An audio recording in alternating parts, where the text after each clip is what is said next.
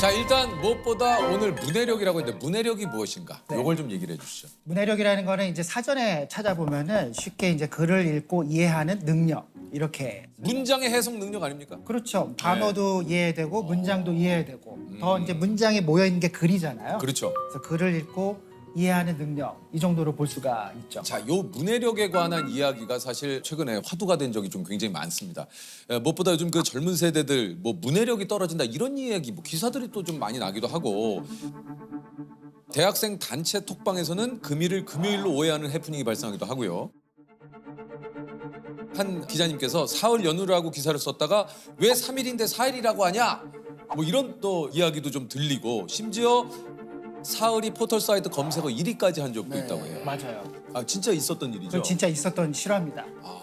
그 실제로 이제 어떤 기사에서 기자분이 사흘을 이제 사흘 이렇게 써야 되잖아요. 예, 예. 근데 그거를 숫자 4. 흘 이제 이렇게 쓴 거죠. 아 쓰고 근데 정말 죄송한데 사흘이 3일입니까? 몰랐어? 근데 난 조셉은 아는 줄 알았는데. 저 몰랐어. 솔직히 아니 하게. 왜냐면 조셉이 사흘 전에요 이런 말을 많이 해서 그럼 그거 4일 전에라고 쓴 거야. 이게 사흘. 약속 잡았으면 큰일 날 뻔했네. 사흘 뒤에 봬요 했으면은 이것도 기억이 납니다. 최근에 좀 심심한 사과. 요거 가지고 또 한참 기사가 좀 많이 났었죠. 네. 그 심심한 사과가 이제 원래 마음 깊이 사과한다 이제 그렇죠. 이런 그렇죠. 뜻이. 마음 심자 서서. 마음을 네. 담은 사과. 근데 이제 그게 사과를 하는데 왜 심심하냐? 그 성의 없이 그렇게 사과해도 되는 거냐? 맞아요. 심심한 거를 지루하다 이렇게 이제 알아듣고 그렇게 이제 SNS에서 싸움도 벌어지고 갈등이 맞아요, 생기고 맞아요. 이제 이런 일이 좀 생긴 거죠. 비단 그 젊은 세대의 문제가 또 아닌 것 같은 게 수학여행 가정통신문의 중식 제공을 보고 왜 한식이 아니라 중국 음식이냐? 네. 예, 그 학교에서 교과서는 도서관 사서 선생님께 반납하세요. 예. 이런 문구를 보면 학부모님이 이제 그것도 잘못 알아두셔서 교과서를 직접 사서 반납하는 그런 일도 좀 벌어지기도 하고. 그런 일이 또 벌어집니다. 그런 일이 뭐 실제로 있습니다. 이제 어휘라는 게 기본적으로 언어의 재료예요. 그러니까 우리가 이제 요리를 할 때도 맞아요. 신선한 재료, 다양한 재료가 있어야 국도 끓이고 찌개도 끓이고 볶음도 하고 찜도 하고 이러잖아요. 어휘도 마찬가지로 내가 여러 가지 말들을 많이 알고 있으면은 나의 감정을 좀 섬세하게 표현할 수 있고 맞아요. 상황 설명도 잘할 수 있고 맞아. 서로의 감정도 잘 교류할 수 있고. 예. 그래서 네. 여기 이제 그 오늘 준비한 게 중학생 자녀들을 대상으로 한 어휘력 테스트라고 해요. 자, 자녀의 어휘력은 중학생 자녀에게 아래 상자에 담긴 단어의 뜻을 적게 해보라. 세 단어 이상 정확한 뜻을 썼다면 평균 정도의 어휘력 수준이 셉니다. 자, 신압으로. 저는 이거 좀 뭐- 약간 신나는 느낌이 신나요? 신나불어. 죄송합니다. 이게 원래 의신연스럽다는 이제 어떤 뭐- 느낌이에요? 의신연스럽다는 그야말로 의신연스러워. 그러니까 조셉 뭔가 칙칙하다. 의신연을 얘기해 줘야 돼. 심오하다. 뭔가 어두침침하다. 스산하다. 스산하다. 이런 느낌. 그러니까 믿었다. 요거는 제가 조셉 얘기해 보세요. 요건 최근에 배웠습니다. 네. 믿음직스럽다가 믿었다. 믿음직스럽다. 네, 요건 제가 이제 들었어요. 왜냐면 믿었다 하길래 맨 처음에 뭐 믿음이 없어 했는데 오히려 그게 아니더라고요. 네. 자, 과연 우리 친구들은 뭐라고 오답을 썼을지. 뭐라고 썼을까요? 대관절. 대관절. 대체 뭐라고 했을까요? 뭐라고 썼을지. 뭐 가장 큰 절이라고 하지 않았을까요? 큰 관절. 요거 쓸 것 같아요. 큰 관절. 맞아. 신압으로. 정도구나. 신압. 조셉 맞췄네. 개편하다. 가재는 개편이다 이런 거 생각하지 않을까? 걔 정말 편하다. 개편하다. 오금 5개의 금. 그 스님 같이 생긴. 스님 그 예쁘다? 신나부. 약간 신나불어. 죄송합니다. 근데 이게 교수님 또 한편으로는 막 근데 그런 거 요즘 쓰지도 않는 표현은 뭐하러 그거 알아? 그게 그렇게 중요해? 이럴 수 있거든요. 그럴 수 있죠. 예. 네. 그래서 사실 이제 그 말을 뭐 몰라서 그렇다기보다는 이제 세대 간 경험이 굉장히 다르기 때문이에요. 그래서 세대 간 차이가 있는 거는 우리가 충분히 좀 이해할 필요가 있어요. 네. 근데 그럼에도 불구하고 제가 항상 10대로 사는 게 아니잖아요. 맞아요. 더 다른 위치, 다른 역할을 하면서 살아가게 되는데 그때 필요한 말들이라는 게 기본적으로 필요한 말들이라는 게 있거든요. 맞습니다.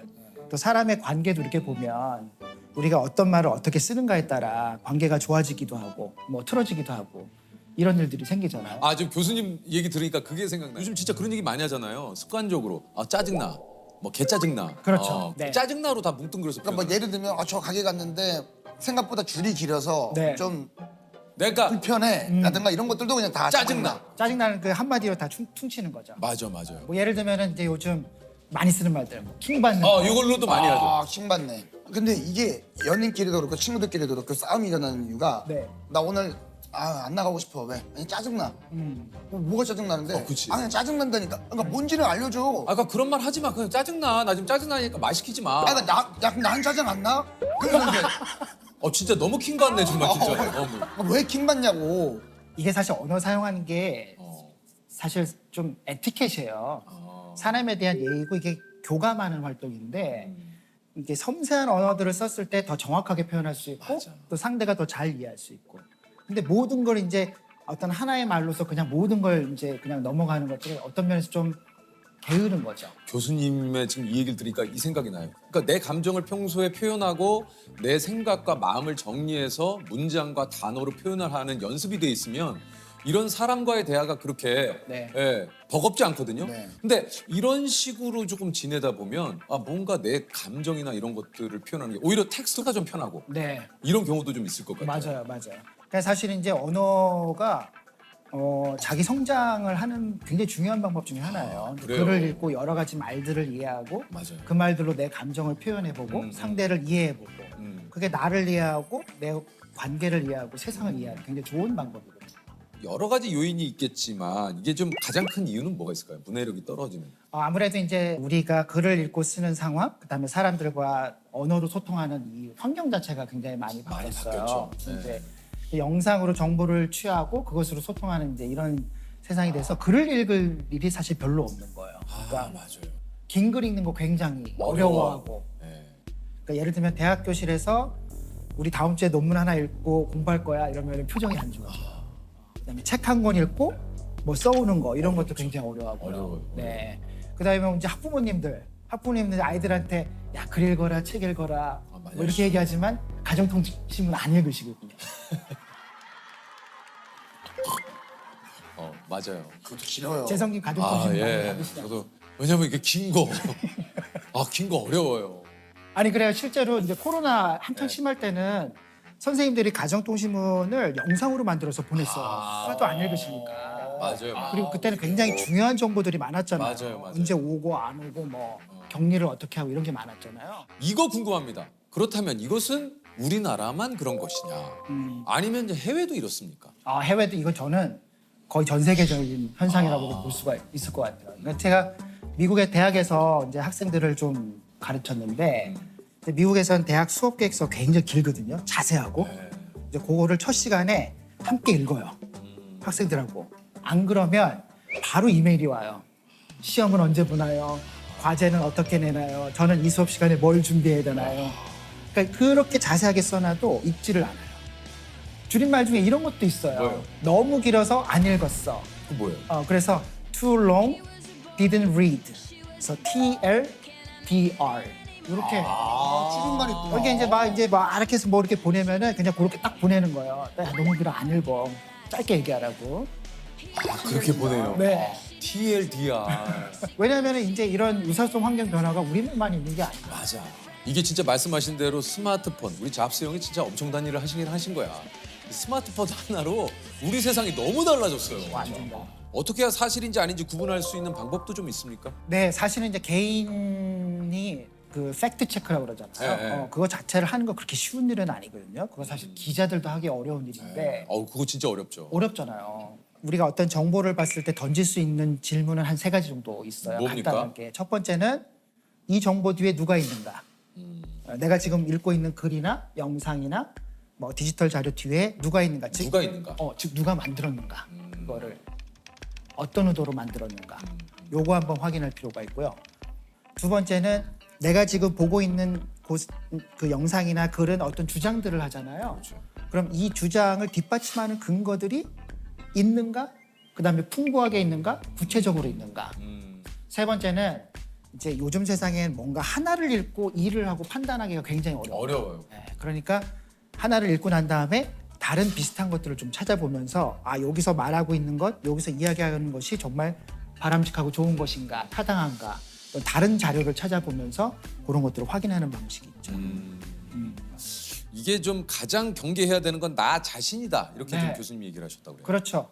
요즘 그 글을 읽는 세태 중에 큰 경향성 중에 하나가 읽고 싶은 대로 읽는 거, 아, 해석하고 싶은 대로 해석하고 싶은 대로. 네. 그리고 또 이제 알고리즘이라는 것이 자꾸 그쪽으로 우리를 유도하잖아요. 그렇죠. 그게 네. 또 알고리즘이 우리를 더 그렇게 하게 만들죠. 맞아요. 보고 싶은 것만 추천을 보게. 해주고. 그렇죠. 네. 보면은 자기가 보고 싶은 것만 보죠. 맞아요. 클릭하고 끝. 네네네. 제목 헤드라인 보고 끝. 맞아요. 이렇게 되는데 네. 그러다 보면은 이제 소위 자기가 보고 싶은 것, 듣고 싶은 것, 믿고 싶은 것만 보고 듣고 읽게 되는 이제 그런 걸 이제 확증 편향 맞습니다. 이렇게 얘기하고 있죠. 확진 뭐라고? 확증 편향. 편향. 확진 편향. 한쪽으로 치우쳤다. 예. 그러니까 확증 편향이라는 게 내 생각이 이미 기울어져 있는데 기울어져 있는 걸 모르고 그게 맞아 하는 게 확증 편향이에요. 그러니까 내가 나한테 구미에 맞는 것만 계속 읽게 되면 내가 그냥 항상 옳은 사람이 되는 거죠. 그거 정말 무서운 것 같아요. 내가 어떤 그 갇힌 세상에서 고집스러운 세상을 내 스스로 구축하는. 맞네요. 그렇죠. 예. 그리고 그거를 또 보내잖아요. 얘야 한번 읽어봐라. 아, 맞아요. 그러네요.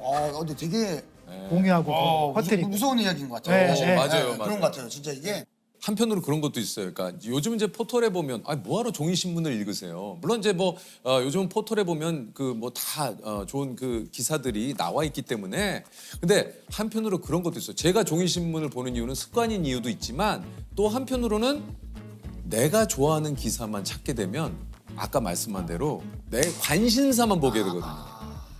다른 부분은 내가 모르니까. 근데 신문을 보면 일단은 내가 그래도- 몰랐던 부분, 내가 그리고 관심이 없었던 분야도 그 신문을 통해서 알게 되는 거죠. 그래서 저는 종이 신문을 꼭 제가 보는 이유 중에 하나가 또 그런 것도 좀 있죠. 정말 좋은 습관이고 네. 태도인 것 같아요. 그리고 이제 우리가 SNS, 소셜 미디어에서 이제 이런 일들이 많이 벌어지는데 그게 소셜 미디어에서 이제 글을 쓰면 사람들이 이제 글을 읽고 댓글을 달잖아요. 네. 댓글을 다는데 그 글의 내용과 취지를 정확하게 이해하지 않은 상태에서 어떤 몇 가지 표현이나 단어나 뭐 이런 것들에 딱 꽂히는 거예요. 그래서 아주 부정적인 이제 결론을 내는 거예요. 그 우리가 이제 뭐라 그러냐면 허수아비의 오류라고 그러는데 허수아비 이런 것도 적어놔야 되겠다. 네. 허수아비의 오류. 그러니까 실제로 이 사람이 그 말을 하지 않았는데 내가 이 사람은 그런 말을 했어라고 허수아비를 하나 만들어요. 아, 그래. 그 다음에 맞아. 그 허수아비를 계속 공격하는 거야. 거기다 막 댓글 달고 나쁜 말하고. 나쁜 말을 하고. 그러니까 이게 실제로 글을 쓴 사람은 답답하죠. 내가 한 말은 그 말이 아닌데. 그렇죠. 그렇죠. 그래서 자기 마음대로 재단하고 해석을 해서 그렇죠. 그 이제 글 쓴 사람을 공격을 하는 거죠. 그렇게 되죠. 그러면 이제 의사소통이 거의 안 되죠. 교수님이 그런 얘기를 하셨는데 악플러들은 상대방의 마음을 고려하지 않아요. 맞아요. 예. 기본적으로 소통이고 대화인데 뭔가 그 확인해야 개념이 되는데. 없는 거죠.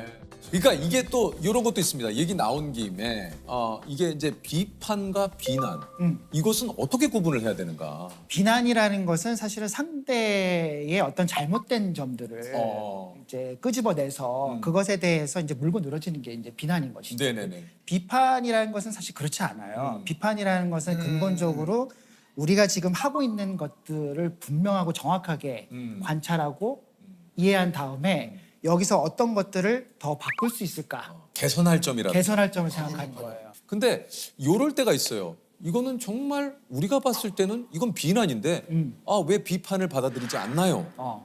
왜 비판에 귀 기울이지 않습니까? 라는 분들도 있거든요. 그렇죠. 네. 이제 그런 경우는 설득이 굉장히 안 되는 게 비판이 되기 위해서는 기본적으로 에티켓이 필요한 겁니다. 예의라는 그렇죠. 바로 그렇죠. 그겁니다. 맞아요. 네.